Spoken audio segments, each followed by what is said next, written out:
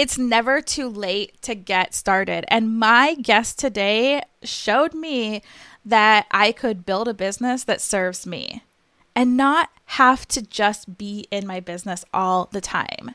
Leslie just released her book, The 7 Keys to 7 Figures, which is the women entrepreneur's guide to money and freedom. And that freedom is the key word here.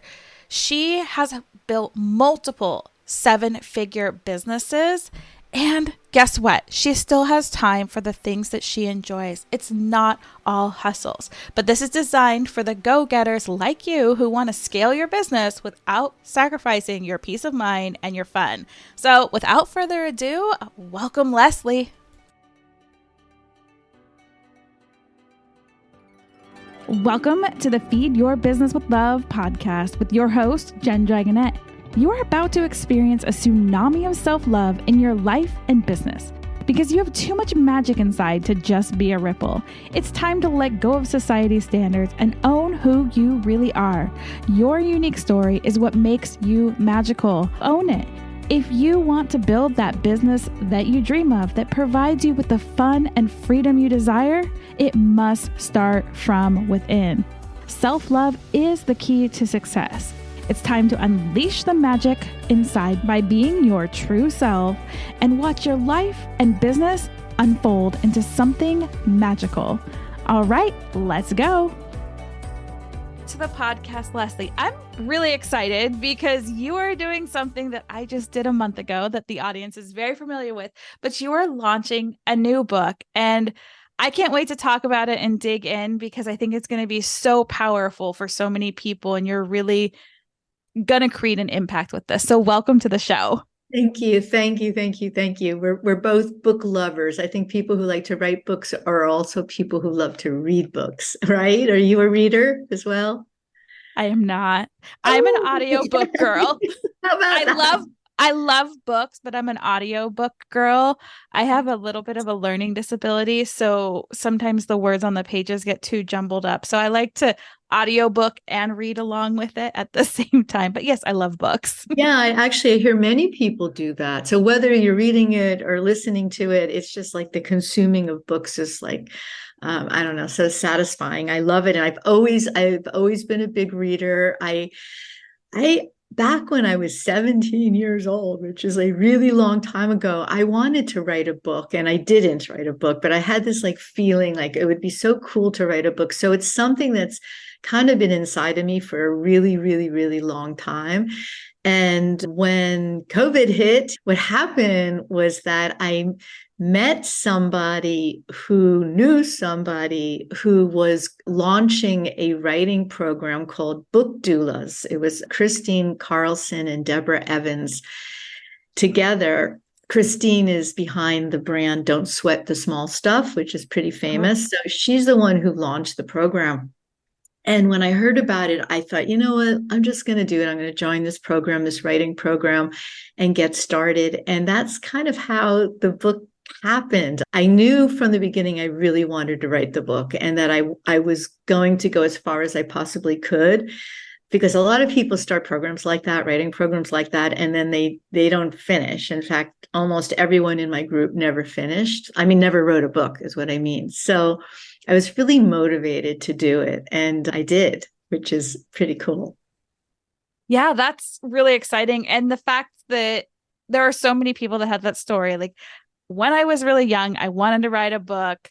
I joined the program years and years later, and then that mission is still out. So I want to know a little bit about what inspired this exact book, The 7 Keys to 7 Figures, and what impact you want to create with that. Because my audience knows I'm all about your story as someone's life raft. Like, what life raft are you throwing out with this book into the world? So my story is that I have been an entrepreneur for a really long time, for 30 years, but I was a financially unsuccessful entrepreneur for 20 years of that. And when I say unsuccessfully financially, I just mean that I did okay. I made some money, but my revenues were under 100,000 a year in revenue. And I got to a point after running a business for a really long time. And in fact, I even had a second business as well. And that business also did okay, but not great. I got to a point where I felt really frustrated with myself. And I really wanted to change my life and I wanted to change my business. And through a lot of steps, mindset work, actions, hiring people, activities, all of that, behavior changes, I actually brought my business from 5 figures to 7 figures. And after doing that, which was awfully exciting, and running a multiple 7-figure business, which is what I still do, I felt like this yearning to share how I did it. I have a background in social work. I'm a licensed social worker. So the point is more like I've always been also interested in like helping, teaching, inspiring. I used to even run a program for young girls called Girl Power. So it's always been something inside of me that I want to really help others. And I wanted to help women entrepreneurs. So I started to think about like, how in the world, how did I do this? Like, I have no business background. I don't even know how to design clothing. And I have a clothing company. I don't know how to sew. How did I do it? And I started to just outline it out. So that was really the impetus for the book, was like, how can I help other women also be successful, have money, have the freedom that they want? What is it? Like, really, what are the steps? What do you need to do? And that's what I did with the book. And that's why the book is called 7 Keys to 7 Figures, the Women Entrepreneur's Guide to Money and Freedom, because it really takes on, each chapter really takes on what those 7 things are. So that is my reasoning behind the book. Oh, I love that. And I think one of the pieces that I see in there is like, it's not 7 keys to 7 figures. Hustle yourself so you don't have freedom. Right. It combines that, okay, because so many of us, including myself, I'm like, man, if I get to 7 figures, I am going to have no time to spend any of that 7 figures on something fun. And you've just mentioned you have multiple different businesses. Do you still have all the different businesses, the clothing line and the other businesses also? No, I have the clothing line. My clothing line is called Back from Bali, and it's like women, bohemian style, loose, colorful clothing. I manufacture in Bali, Indonesia, and sell it 100% online and mostly on Amazon.com. So that's where you can see my clothing line. And that is what I do, is my business. But the book, I want to really help other women. And this is really what the book is about, is how you actually change your mindset, take the steps you need to take in order to build a business. And one of the keys, actually key number 7, because you just talked about something really important to me, which is like to build a business that serves you instead of a business that you work for. And that if you have a big business, then you're going to be too busy and all of that.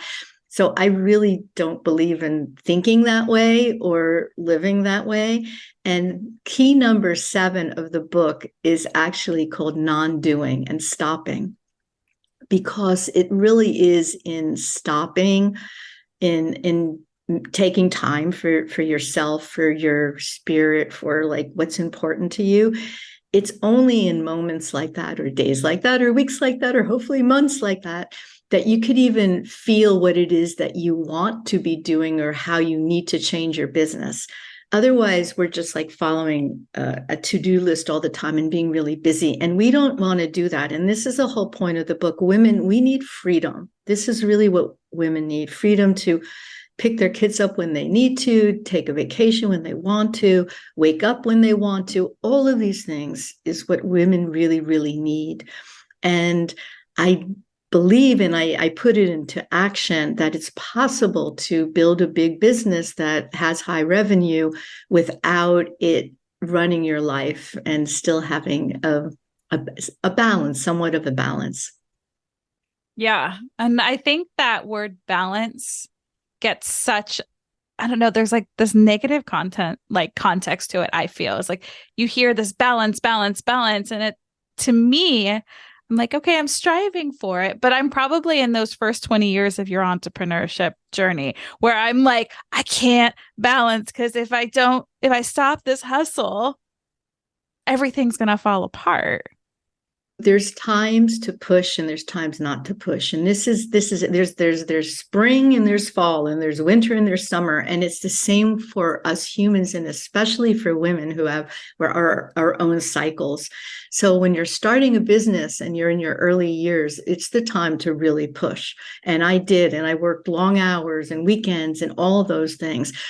So I don't really believe necessarily that you could always have like perfect balance in one day or maybe even one week, but I like to look at it over a longer period of time, like a year or something. Can you have balance within that year? And that's kind of more what we want to strive for, is times where we hustle and push and work long hours and all of that.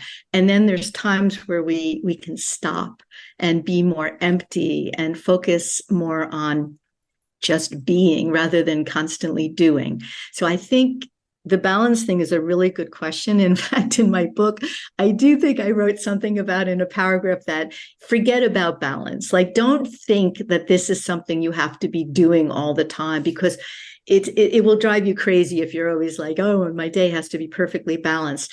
Just understand there's times for this and there's times for that. And just really remember that the downtime is as important as the pushing time. And this was my experience, was that I had been going for years to a spiritual meditation camp in New Mexico.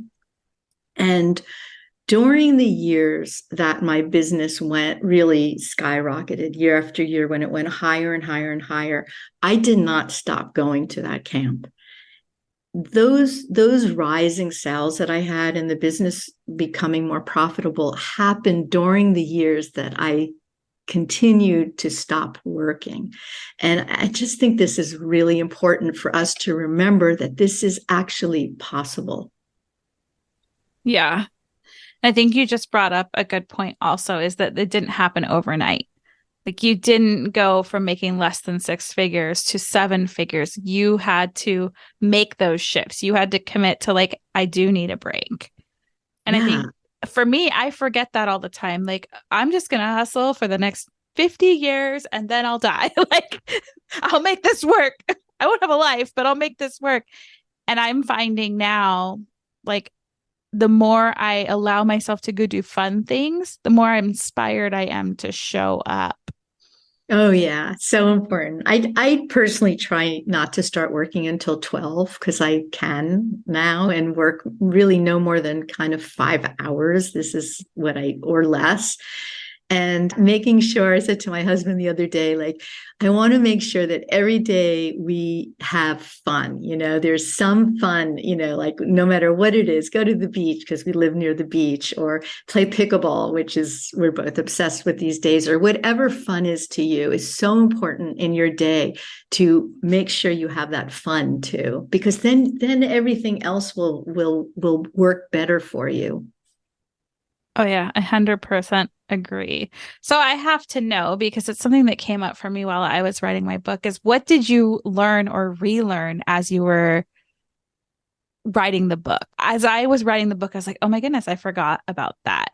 Like, so yeah. I'm just curious if that was something that happened for you during writing the book. Yeah, that's a great point. I've been journaling, like, since I was like less than 20 years old, so I have literally, books and books and books and books of like my life. And in writing the book, because the book is not just a business book, it is a business book, it is a how-to book, but I've brought into the book a lot of personal stories of difficulties, of deaths, of miscarriages, of losses, of life, right? Mm-hmm. And in order to like reflect on that and bring that in, I needed to go through those journals and get my stories out of those journals. So I guess what I remembered was like, I almost like re-experiencing my entire life again by going back into all those books, and I was highlighting them, and they were all over the bed and the floor and all of that. And that was like an amazing experience. And that's also the writing of the book was really joyous to me, because when do we ever have time to just go into a closed room and close the door and take out a blank, whatever computer sheet, right? And go, okay, I'm going to think now. You know what I mean? We're always doing, but to sit with oneself and one's thoughts and one's journals and what was like, I don't know, it was like gold to me. And so I guess I learned that also, that it's a real treat to give ourselves the time to sit and think. And I think that's what creative people do, like painters and writers and composers and, artists. That's what they do. They actually go into rooms and they create, and writing is a form of creation. And I guess that's what I also learned, is that how much I love that experience. Oh, I love that. So tell us a little bit about, I know the launch is coming up soon. I don't know the exact date, but do you have anything fun and exciting planned for your launch? Yeah, I do. Anybody listening to this right now, you can go to this website and you'll get my bonuses. And the website is 7keys to 7figuresbook.com, 7keys to 7figuresbook.com. And there you'll be given a module from one of my really good courses. It's called Keys to Success. It's all about action. It's really going to give you amazing action steps. And also, I very much believe in manifestation, using our thoughts, using meditation. And I've created a short, it's only 10 minutes video that you'll also have access to on how to create visualization and manifestation for your business. I'm also going to have a launch party, a Zoom launch party, which everyone's invited to. And I'm going to have Christine Carlson there and some other really kind of top women entrepreneurs to talk about what they do too. And just celebrate the excitement of a book that has come out. So I hope people come to the launch party as well, because that will be fun as well. And lastly, if you go and get the bonuses and buy the book through that website, everyone gets to win a chance to have a coaching call with me as well. That is so exciting. I absolutely love book launch parties because I think there's so much cool energy around. It's like, I almost considered it like a baby shower. Not that I've had children, but just that excitement of like, you get to birth this new thing into the world. And I love that you have, one of your steps is helping people understand that it's not always hustle mode. Yeah. That it's an ebb and flow. So I think that that's so important to just keep saying over and over again, like entrepreneurship is ebb and flow. It's that balance. It's not that we're balanced at all times. No, it's the teeter totter back and forth and back, ebb and flow. I'm an ocean girl, so I'm like ebb and flow of the tides in and out. And I love that's part of it. It is. And let me tell you, sometimes it's really hard. And I think it's really important to say that, being an entrepreneur is like not easy. And, I had a really tough time in business this last fall, winter, due to what's happened in our world, basically.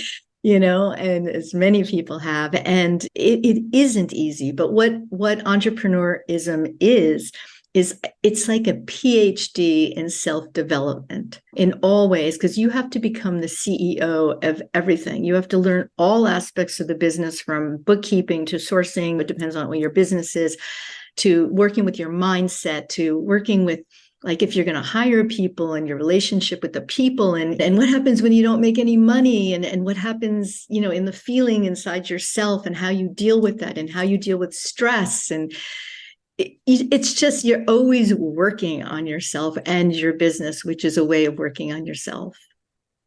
Yeah. Yes. Entrepreneurship has been personal development, like on steroids. On steroids.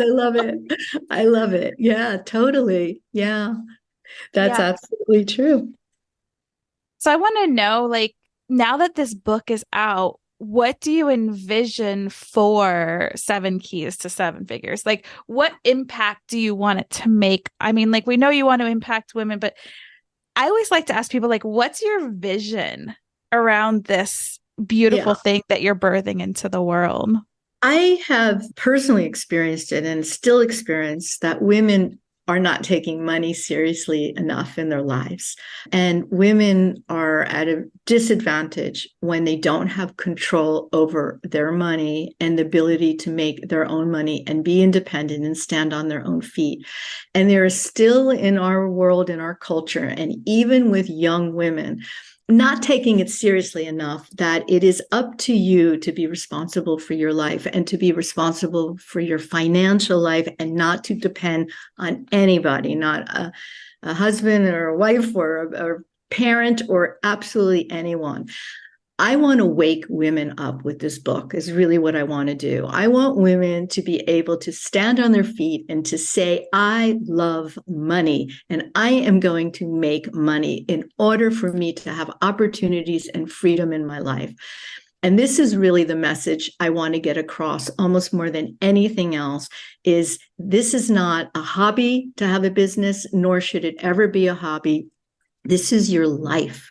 And in order to have the kind of life we all want and that women want for themselves, it starts with really facing their own fears about being successful, their fears about making money or their inability to make money, their fears about not believing that they can do it. These are all the ceilings, right? The glass ceilings. Often Claire Zametz, another mentor of mine who does feminine power, talks a lot about the glass ceiling. We have too many glass ceilings, women. And this book was written to wake women up because that was me. The reason why I talk about it is I was in what I call in the book, the Princess Tower. And many women are still in the Princess Tower waiting for somebody else to save them. And we have an incredible opportunity in the world to do good, right? And you can't do any good unless you actually are independent as well. Yeah. Oh, I love that mission. And I may still be a little bit in the Princess Tower. My tower is getting smaller. Does that count? I could almost jump out on my own, but it's shrinking.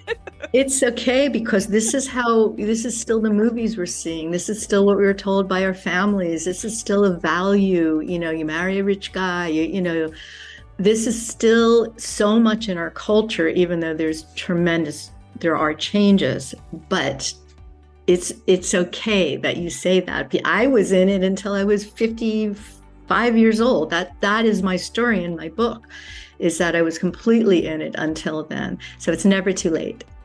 Well, I'm like, cheers to that, because I just turned 40 this year. So I'm ready to get out of that damn tower. Exactly. You will do it.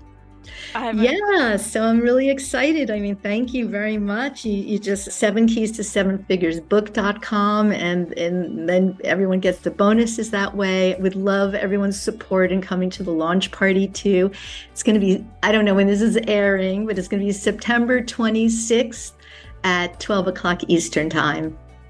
We'll make sure to get all that information in the show notes. So I want to know if somebody were to walk away with that one little nugget, whether they take it with them this moment, today, or a lifetime, what would that little nugget be? Do spiritual work. We're not here only to just for whatever it is that we see in our eyes. We have to do spiritual work, which means working on ourselves and knowing who it is that we are. So spend time also doing the inner work as well as the outer work.